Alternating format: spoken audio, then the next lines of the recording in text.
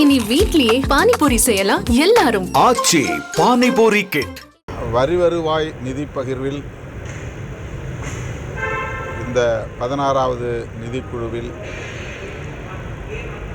41% இருப்பதை 40% குறைக்கும் முயற்சியில் இந்திய ஒன்றிய அரசு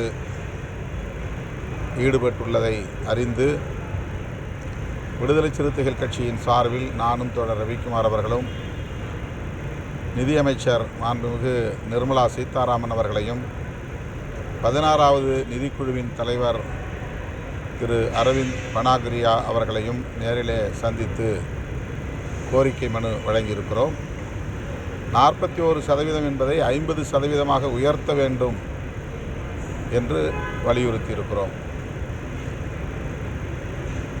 மேலும் செஸ், சர்சார்ஜ் போன்ற வரி வருவாயில் மாநில அரசுகளுக்கும் பங்கு தர வேண்டும் என்பதையும் சுட்டிக்காட்டியிருக்கிறோம்.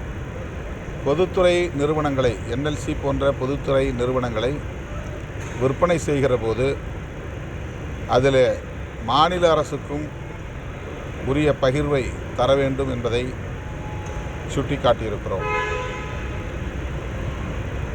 இந்த கூட்டத்தொடரில்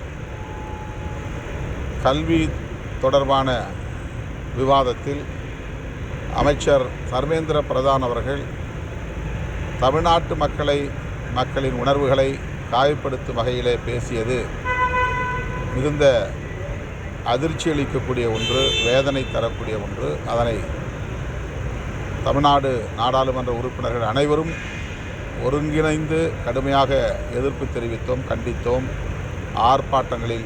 ஆர்ப்பாட்டத்தில் ஈடுபட்டோம். அவர் தான் பேசியதை திரும்ப பெற்றுக்கொள்வதாக அறிவித்தாரே தவிர வருத்தம் தெரிவிக்கவோ மன்னிப்பு கோரவோ அவர் தயாராக இல்லை. தமிழ்நாட்டு மக்களை அவர் அவ்வாறு காயப்படுத்தியதை விடுதலை சிறுத்தைகள் கட்சி மிக வன்மையாக கண்டிக்கிறது. மும்மொழி கொள்கை தொடர்பாக தமிழ்நாடு அரசு எடுத்திருக்கிற நிலைப்பாடு மிகவும் வரவேற்கக்கூடிய ஒன்று.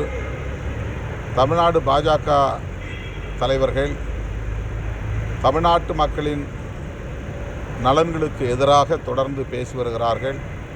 திமுகவையும் திமுக அரசையும் விமர்சிக்கிறோம் என்கிற பெயரில் தமிழ்நாட்டு மக்களுக்கு எதிரான நிலைப்பாட்டை அவர்கள் மேற்கொண்டு வருவது கண்டனத்திற்குரியது.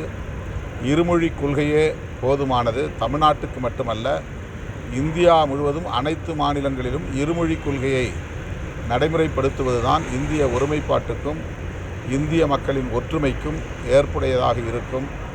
ஆகவே மும்மொழி கொள்கை என்பதை அரசின் கொள்கையாக இந்தி பேசாத பிற மாநில மக்களின் மீது திணிப்பது கூடாது என்பதுதான் நம்முடைய தமிழ்நாட்டு அரசின், தமிழ்நாட்டு மக்களின் நிலைப்பாடாகும்.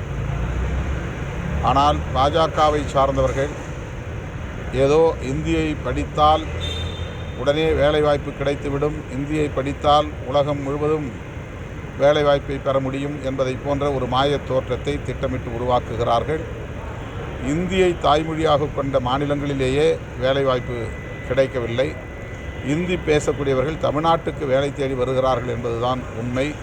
இப்படி இருக்க ஒரே தேசம் ஒரே மொழி என்கிற நிலையை எதிர்காலத்தில் உருவாக்கும் உள்நோக்கத்தோடு பாஜகவினர், பாஜக ஆட்சியாளர்கள் செய்வதை அம்பலப்படுத்துகிறோம், அதை எச்சரிக்கிறோம். இனி வீட்லயே பானிபூரி செய்யலாம் எல்லாரும். ஆச்சி பானிபூரி கிட். செய்திகளை உடனுக்குடனும் துல்லியமாகவும் தெரிந்து கொள்ள சப்ஸ்கிரைப் பண்ணுங்க.